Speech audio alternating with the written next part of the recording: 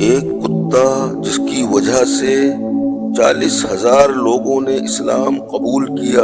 ابن حجر کے مطابق جب منگولوں نے پورے مسلم دنیا پر قبضہ کر لیا اور وہ دن بڑے دردناک تھے، بغداد میں خون بہہ رہا تھا، جب جامعہ نظامیہ کی لائبریری دجلہ کی موجوں کے سپرد کر دی گئی، جب تہہ خانوں میں پانی چھوڑ دیا گیا، مسلمانوں نے 1.25 لاکھ لاشیں وہاں سے اٹھائیں۔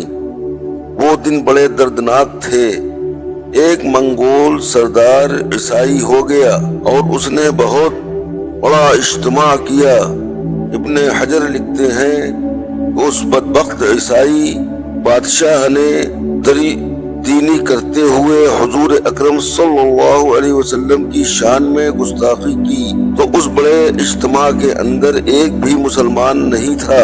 جب وہ حضور اکرم کے خلاف گستاخی کر رہا تھا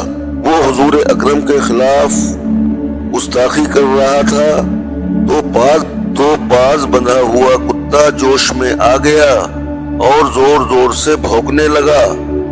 سب نے اس سے کہا کہ تو مسلمانوں کے نبی کے خلاف بولا ہے، اس لیے یہ کتا زور زور سے بھونک رہا ہے۔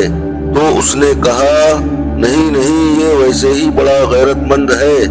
میں نے ہاتھ سے اشارہ کیا تو بھونکنے لگا۔ 2 بارہ حضور اکرم صلی اللہ علیہ وسلم کی شان میں اتنا مجمع تھا، لیکن اس میں سے کوئی بھی حضور کا غلام نہیں تھا۔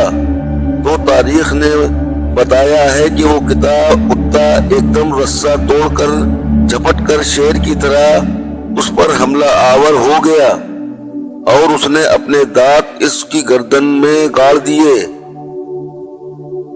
اور تب تک اس کو نہیں چھوڑا جب تک جہنم میں نہ پہنچا دیا۔ ابن حجر لکھتے ہیں کہ اس واقعے کو دیکھ کر 40,000 لوگوں نے